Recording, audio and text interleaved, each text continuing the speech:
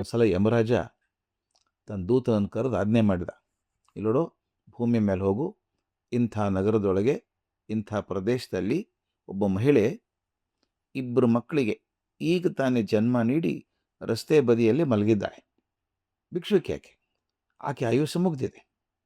ನೀನು ತಕ್ಷಣ ಹೋಗಿ ಅವಳ ಪ್ರಾಣ ಎಳ್ಕೊಂಡು ಬಾ ಎಂಬುದೂತ ತಿಳಿಸಿ ಸ್ಥಳಕ್ಕೆ ಹೋದ. ಆ ಮಹಿಳೆಯನ್ನು ಕಂಡ. ಅಯ್ಯೋ, ಗಾಬರಿ ಆಗಿಬಿಡ್ತಾನೆ. ಆ ಮಹಿಳೆ ರಸ್ತೆ ಪಕ್ಕದಲ್ಲೇ ಮಲ್ಕೊಂಡಿದ್ದಾಳೆ. ಎಚ್ಚರ ಇಲ್ಲ ಮೈ ಮೇಲೆ ಆಕೆಗೆ. ಒಂದು ಪುಟ್ಟ ಮಗು ಆ ಕಡೆ ಎದೆ ಮೇಲೆ ಮಲ್ಕೊಂಡಿದೆ. ಇನ್ನೊಂದು ಅವಳ ಬಲಪಕ್ಕದಲ್ಲಿ ಮಲ್ಕೊಂಡು ಅಳ್ತಾ ಇತ್ತು. ಆ ಯಮದೂತ ನೋಡಿದ, ಎರಡೂ ಮಕ್ಕಳ ಎಡೆ ಕೆನ್ನೆ ಮೇಲೆ ಒಂದು ಪುಟ್ಟ ಕಪ್ಪು ಮಚ್ಚೆ ಇದೆ. ಎರಡೂ ಒಂದು ವಯಸ್ಸಿನ ಮಕ್ಕಳು, ಅವಳಿ ಜೋಳಿ ಇರಬೇಕವು. ಆ ಮಕ್ಕಳು ಅಳ್ತಾ ಇದ್ದಾವೆ, ಆಕೆಗೆ ಎಚ್ಚರ ಇಲ್ಲ, ಹಾಗೆ ಮಲ್ಕೊಂಡಿದ್ದಾಳೆ. ಈ ದೃಶ್ಯ ನೋಡೋಕ್ಕಾಗಲಿಲ್ಲ. ಅವನು ಯಮದೂತ ಆದರೂ ಕೂಡ ಮನುಷ್ಯದೇ ಇಲ್ಲ ಅವನಿಗೊಂದು. ಛೇ, ನಮ್ಮ ಯಜಮಾನ ಯಮರಾಜ ಎಷ್ಟು ಕ್ರೂರಿ ಅವನು. ಈ ಪುಟ್ಟ ಮಕ್ಕಳ ತಾಯಿ ಪ್ರಾಣ ತಗೊಂಡು ಹೋದರೆ ಮಕ್ಕಳ ಗತಿ ಏನು? ಯಾರು ನೋಡ್ಕೋಬೇಕು ಅವನ್ನ? ಸಣ್ಣ ಮಕ್ಕಳು, ಈಗ ತಾನೇ ಜನ್ಮ ಕೊಟ್ಟಿದ್ದಾಳೆ. ಆ ಮಕ್ಕಳಿಗೆ ಏನು ತಿಳಿತದೆ ಪಾಪ? ಹಾಗೆ ಅಂದ್ಕೊಂಡು ಪ್ರಾಣ ತೆಗಿಲಾರ್ದೆ ಹಾಗೆ ಹೋದ. ಯಮರಾಜನ ಹೇಳಿದ, ನನಗೆ ಆಗಲಿಲ್ಲ ಸ್ವಾಮಿ ಅಂತ. ಯಮಧರ್ಮ ನಕ್ಕ, ಅಲ್ಲಪ್ಪ, ನೀನು ತರಬೇತಿ ಕೊಟ್ಟದ್ದೇ ಪ್ರಾಣ ತೆಗೆಯೋದಕ್ಕೆ, ಅಲ್ಲಿ ಕರುಣೆಗೆ ಅವಕಾಶ ಇಲ್ಲ. ನಾನು ಹೇಳಿದ್ರೆ ಹೋಗಿ ತಂದುಬಿಡ್ಬೇಕಷ್ಟೇ. ನೀನು ನನ್ನ ಮಾತನ್ನು ಮೀರಿದ್ರೆ ನನ್ನ ಶಿಕ್ಷೆ ಆಗಬೇಕು. ಶಿಕ್ಷೆ ಏನು ಗೊತ್ತಾ? ನೀನೀಗ ಬಂದೆಯಲ್ಲ, ಯಾವ ಊರಿಗೆ ಹೋಗಿ ಬಂದೆಯಲ್ಲ, ಅದೇ ಊರಲ್ಲೇ ಹೋಗಿ ಬದುಕಬೇಕು. ಸಾಮಾನ್ಯರ ಹಾಗೆ ಬದುಕಬೇಕು. ಭಗವಂತನ ಆಟ ಅರ್ಥ ಆಗೋವರೆಗೂ ಅಲ್ಲೇ ಇರು. ಹೋಗು ಅಂತ ಕಳಿಸ್ಬಿಟ್ಟ.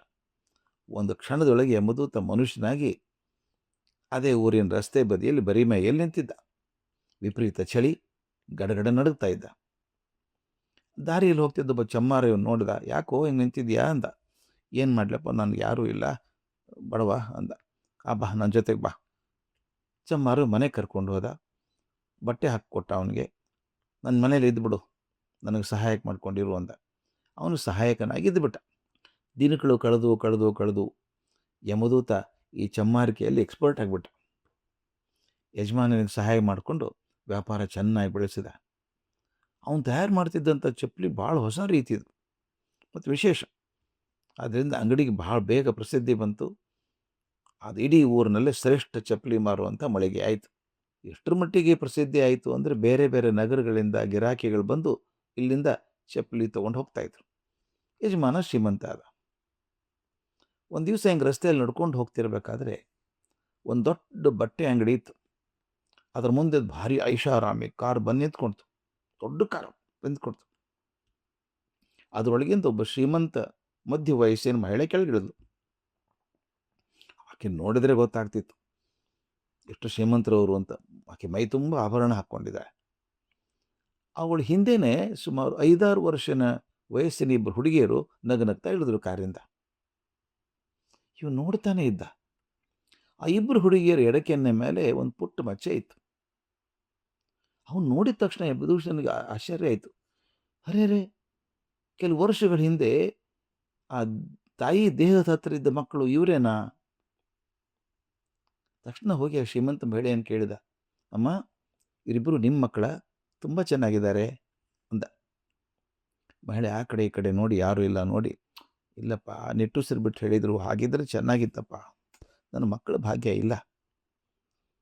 ಈಗ 6 ವರ್ಷಗಳ ಹಿಂದೆ ರಸ್ತೆ ಬದಿಯಲ್ಲಿ ಒಬ್ಬ ಮಹಿಳೆ 2 ಹೆಣ್ಮಕ್ಳಿಗೆ ಜನ್ಮ ಇತ್ತು, ಸತ್ತೋಗಿದ್ಲು. ಎಷ್ಟು ಮುದ್ದಾದ ಮಕ್ಕಳು, ಪಾಪ, ಅವ್ರದ್ದೇನು ತಪ್ಪು, ಮಕ್ಕಳದ್ದೇನು ತಪ್ಪು?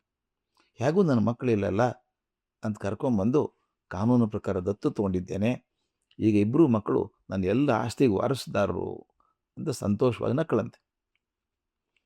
ಯಮದೂತ ದಂಗಾಗಿ ಹೋದ.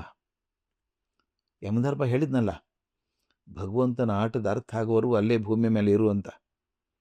ಈಗ ಅವನ ದೇವರ ದಯೆ ಬಗ್ಗೆ ಅರ್ಥ ಆಯಿತು. ಆ ಬಡ ಮಹಿಳೆ ಆಯುಷ್ಯು ಇನ್ನೊಂದು ಸ್ವಲ್ಪ ಇದ್ದರೆ, ಹೆಚ್ಚಾಗಿದ್ದರೆ, ಈ ಮಕ್ಕಳು ಕೂಡ ಆಕೆಯೊಂದಿಗೆ ಭಿಕ್ಷೆ ಬೇಡ್ತಾ ಹೋಗ್ತಾಯಿದ್ರು. ಮಕ್ಕಳಿಗೆ ಈ ಸೌಭಾಗ್ಯ, ಈ ಶಿಕ್ಷಣ, ಸಮೃದ್ಧಿ ದೊರೆಯೋ ಸಾಧ್ಯವೇ ಇರಲಿಲ್ಲ. ಅಂದರೆ ಭಗವಂತನ ಇಚ್ಛೆ ಹಿಂದೆ ಯಾವ ಕರುಣೆ ಇದೆ ಅನ್ನೋದು ನಮ್ಮ ಅಹಂಕಾರ ದೃಷ್ಟಿಗೆ ಹೊಳೆಯದೆ ನಾವು ಭಗವಂತನ ಶಕ್ತಿಯನ್ನು, ತೀರ್ಮಾನವನ್ನು ಪ್ರಶ್ನೆ ಮಾಡ್ತಾ ಹೋಗ್ತೇವೆ. ಅವನ ಇಚ್ಛೆ ಸದಾ ಒಳಿತೇ ಆಗಿರ್ತದೆ ಅನ್ನೋ ಕಲ್ಪನೆ ನಮಗೆ ಬಂದಿರೋಲ್ಲ.